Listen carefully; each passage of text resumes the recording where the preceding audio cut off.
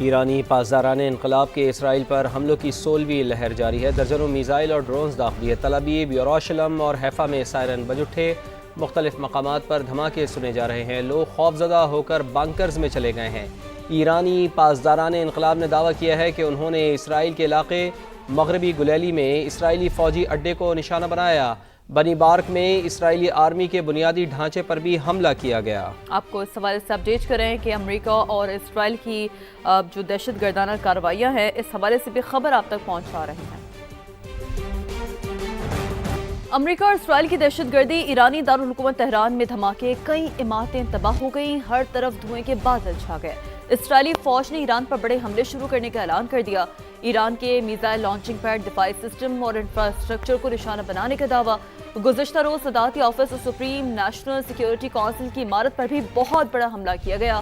Hamdan, Isfahan, Shiraz, قم، یزد اور فارس شہر پر بھی شدید بمباری کی گئی۔ 5 روز میں شہادتوں کی تعداد 787 ہو گئی۔ پاسداران انقلاب کے 18 اہلکار بھی شامل ہیں۔ ہلال احمر کے مطابق 153 شہروں میں 500 سے زائد مقامات پر ہزاروں بم اور میزائل داغے جا چکے ہیں۔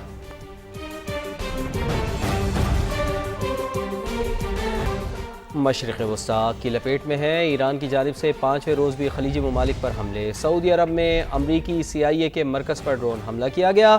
روسی میڈیا کے مطابق CIA مرکز میں آگ بھڑک اٹھی۔ دبئی میں امریکن قونصلیٹ کو ڈرون سے نشانہ بنایا گیا۔ دبئی میڈیا آفس کے مطابق حملے میں کوئی جانی نقصان نہیں ہوا۔ قطری وزارت دفاع کے مطابق العدید ایئر بیس پر بیلسٹک میزائل سے حملہ ہوا۔ حملے کے وقت ایئر بیس پر امریکی فوجی موجود تھے۔ پاسداران انقلاب نے بحرین میں بھی امریکی تنصیبات پر حملے کیے۔ بحرین کے فوجی ترجمان کے مطابق ایران کی جانب آنے والے 74 میزائل اور 92 ڈرونز کامیابی سے روکے۔ سعودی وزارت دفاع کے مطابق ملکی حدود میں داخل ہونے والے 9 ڈرونز کو تباہ کر دیا گیا ہے۔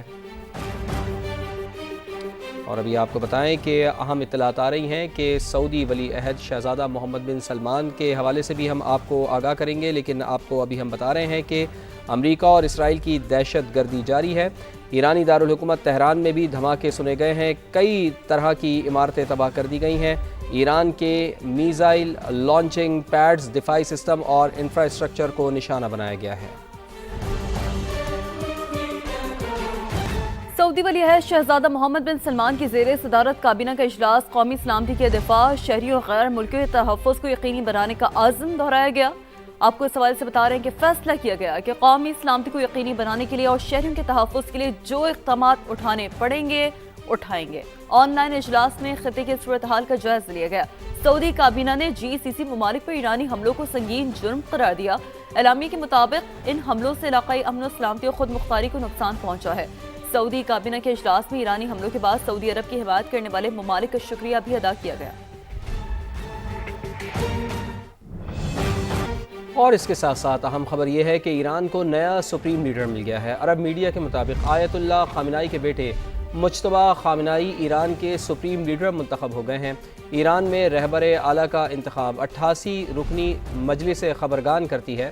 ایرانی سپریم لیڈر آیت اللہ خامنائی کو مشہد میں امام رضا کے مزار کے احاطے میں سپرد خاک کیا جائے گا۔ علی خامنائی کی تدفین کا تہران میں تعزیتی اجتماع امام خمینی ہال تہران میں ہوگا۔ ایران کو جوہری اور بیلسٹک میزائل بنانے کی اجازت نہیں دیں گے، امریکی وزیر خارجہ مارکو روبیو نے واضح کر دیا۔ میڈیا سے گفتگو میں مارکو روبیو نے کہا کہ دبئی میں امریکی قونصل خانے کے پارکنگ ایریا میں ڈرون گرا، کوئی جانی نقصان نہیں ہوا، عملہ محفوظ رہا۔ تنازع کے آغاز کے بعد سے 9000 امریکی شہری خطے سے نکل چکے ہیں، مزید کو نکالنے کے لیے اقدامات کر رہے ہیں۔ امریکی سینیٹرز اور ارکان کانگریس نے ایران پر امریکی حملے پر سوالات اٹھا دیے ہیں۔ سینٹ میں بریفنگ کے بعد ڈیموکریٹ سینیٹرز نے فوجی کارروائی پر شفافیت نہ ہونے پر شدید تشویش کا اظہار کیا ہے۔ سینیٹر چک شومر نے کہا ہے کہ ٹرمپ انتظامیہ کے جوابات انتہائی غیر مطمئن ہیں۔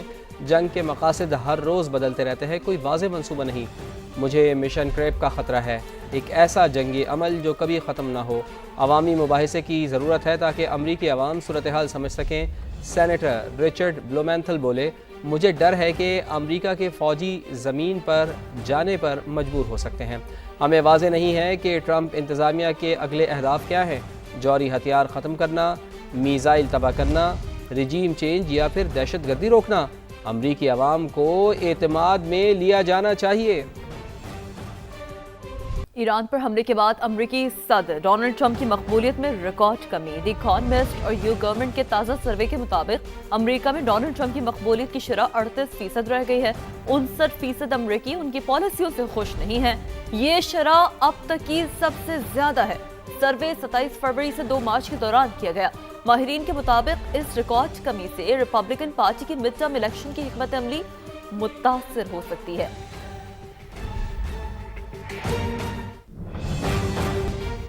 برطانیہ ایران پر کسی بھی جارحانہ حملے میں شامل نہیں، برطانوی وزیر اعظم کا ایسا کہنا ہے۔ مشرق وسطی میں ہم اپنے اتحادیوں کے دفاع کے لیے اقدامات کر رہے ہیں۔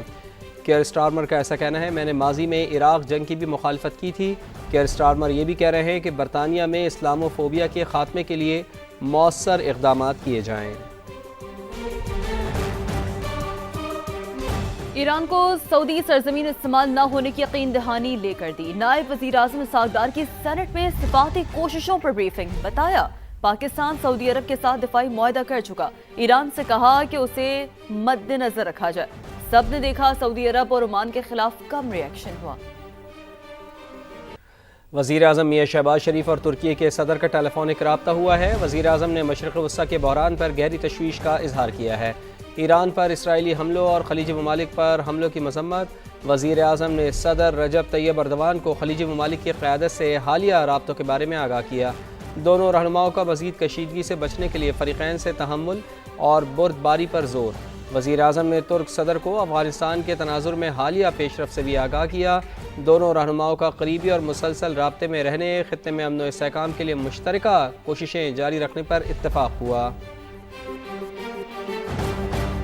وزیر اعظم شہباز شریف کا خطے کی کشیدہ صورتحال پر پارلیمانی جماعتوں کو اعتماد میں لینے کا فیصلہ۔ سینٹ اور قومی اسمبلی میں اپوزیشن لیڈر سمیت تمام جماعتوں کے پارلیمانی سربراہان کو آج 11:30 بجے ان کیمرہ بریفنگ کے لیے مدعو کر لیا۔ تحریک انصاف کا ان کیمرہ بریفنگ میں شرکت سے انکار۔ پی ٹی آئی سیاسی کمیٹی کے اجلاس میں یہ فیصلہ ہوا۔ اعلامیے میں کہا گیا کہ بانی سے ملاقات تک کسی حکومتی اجلاس میں نہیں جائیں گے۔ اپوزیشن لیڈر محمود اچکزئی کہتے ہیں پارلیمنٹ کا مشترکہ اجلاس بلا کر سیکیورٹی بریفنگ دی جائے۔ پارلیمانی لیڈرز کو ان کیمرہ بریفنگ کی وجہ سے سینٹ کا آج ہونے والا اجلاس ملتوی کر دیا گیا۔ سینٹ اجلاس اب 5 مارچ کو صبح 11:30 بجے ہوگا۔ ایران، امریکہ اور اسرائیل کی جنگ، عالمی منڈی میں تیل کی قیمتوں میں اضافے کا سلسلہ جاری ہے۔ امریکی کروڈ آئل 3.3% اضافے سے $74.6 فی بیرل پر آ گیا ہے۔ اسی طرح برطانوی برنٹ خام تیل کی قیمت 3.98% اضافے سے $81.60 فی بیرل ہو گئی ہے۔ ماہرین کے مطابق آبنائے ہرمز کی بندش کے باعث تیل کی قیمتیں $100 فی بیرل تک جا سکتی ہیں۔ مشرق وسطی میں بڑھتی کشیدگی نے خطے میں فضائی آپریشن درہم برہم کر دیا۔ 4 روز کے دوران اسلام آباد سمیت ملک کے مختلف شہروں سے خلیجی ممالک کی 600 کے قریب پروازیں منسوخ۔ ہزاروں مسافروں کو پریشانی کا سامنا، ایئر لائنز کو کروڑوں روپے کا نقصان اٹھانا پڑا۔ ذرائع کے مطابق مسافروں کو ری فنڈز اور رہائش کے اضافی اخراجات سے بھی ایئر لائنز کو شدید نقصان پہنچ رہا ہے۔